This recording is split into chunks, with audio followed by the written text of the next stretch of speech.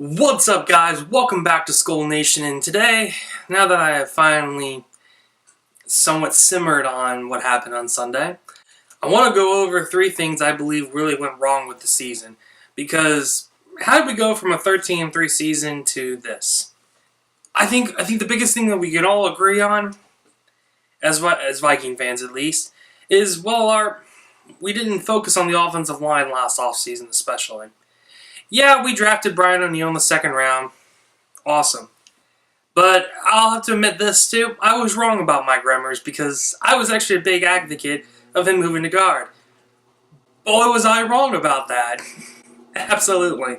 I wasn't wrong about Tom Compton because during the preseason, I really didn't think he was all that great. As much as I like Mike Hughes, as much as I think he's going to be a great corner, because again, I'm really hoping Trey Waynes leaves and Hughes goes, to the outside. There were players available at the time to get them, and again, not at the time, not knowing what those players did this year, it made sense to draft the guard. Also, there were minor free agent moves made. You had Andrews, you had Compton. We kept Nick Easton, who unfortunately was out for the year, but that wasn't enough. Clearly it wasn't. Now, it pains me to say this, but part of maybe why the offensive line didn't play as well, the late Tony Sperano, may he rest in peace, I don't think that helped. I think that really, you had to throw coaches into the fire and get these guys ready, but man, that's a tall order. So I don't think that helped. Point number 2, I think it's another big obvious point.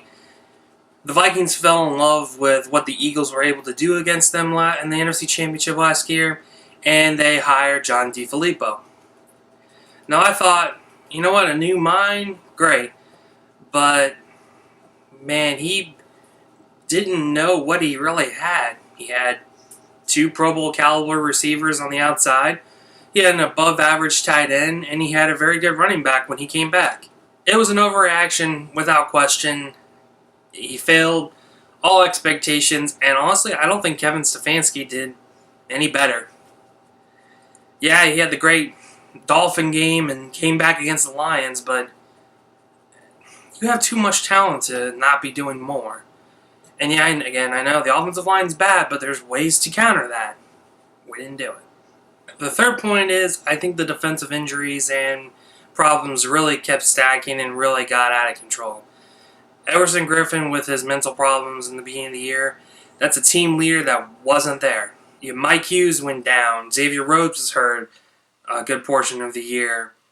Alexander was hurt for a good portion of the year. Kendricks was out. Barr, actually, no way. No, that didn't make any difference. How did he make the Pro Bowl? I still don't. I don't understand that. As even Zimmer pointed out, they're running out of corners. Sherrills was out too. Actually, no, that didn't make a difference either. But a lot of reasons. But I think a lot of people really want to put the blame on Cousins right now. And while I think he actually had a really bad game against Chicago, and I won't deny that. Everyone wants to bag on him. Really? If you look at just look at 2017 versus 2018, the Vikings offense got better. At least in the passing game. The Vikings offensive line wasn't run blocking at all. So it all fell on Cousins. And then teams caught on to that. So they were blitzing Cousins constantly against a bad offensive line. Statistically, the Vikings only gave up 4 more sacks over the entire year than 2017. No running game and no offensive line. What are you supposed to do? More than willing to admit I'm wrong about Cousins next year if he does bad, but he's going to be our quarterback. We got to live with that. Anyways, guys, that's all the time we have for today. If you like this video, hit that like button. Subscribe to see more of our videos. Come chat with us down our social media accounts. Links in the description down below. Give me some comments. I'd love to talk to you guys. We'll see you guys next time. Skull out.